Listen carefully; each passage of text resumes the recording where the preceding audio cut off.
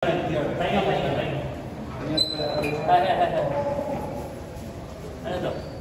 Ano interview to? Na-interview na ako, okay na yun. Okay na yun.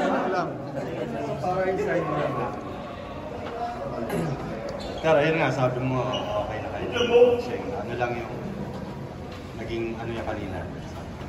Hindi, lumapit na ako kay Coach Shane. Sabi ko, pasensya na, hindi ko naman intention na, yun nga, mag-disrespect or mag-bastos. Ang dami ko na nasabi dun sa, sa PBA na, so, ayaw ko na ulitin. Baga, okay na yun, hindi na namin kailangan para kayo. I'm sure, hindi lang naman yung first time. Hindi lang naman yung first time na nangyari sa, liga.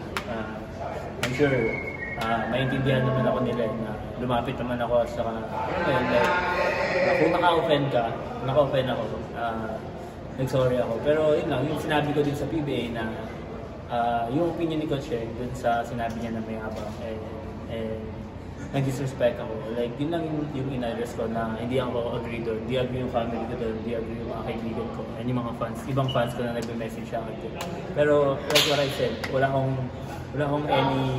any bad na sasabihin kay Coach Shane kasi mataas yung respeto ko sa kanya as a coach kasi he's a really good coach.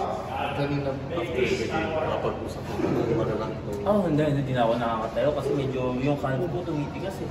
Kanina parang nagka-cramps na yung mind ko. So, I think dehydrated na naman ako. Ano sabi sa'yo ni Coach Shane?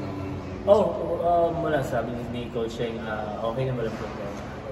Pero naman, siyempre, heat of the game eh. May mga times na, siyempre, pag na-feel natin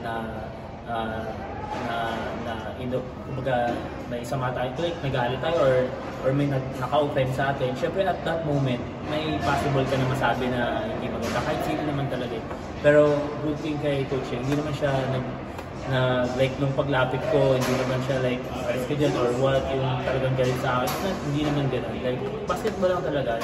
Part of the game, part of the basketball is may mga times na ganong moment. Ang importante is hindi kailangan na magtanim or magpersonal. Kasi I've been here na for 10 years, coaching, sobrang tagal na dito.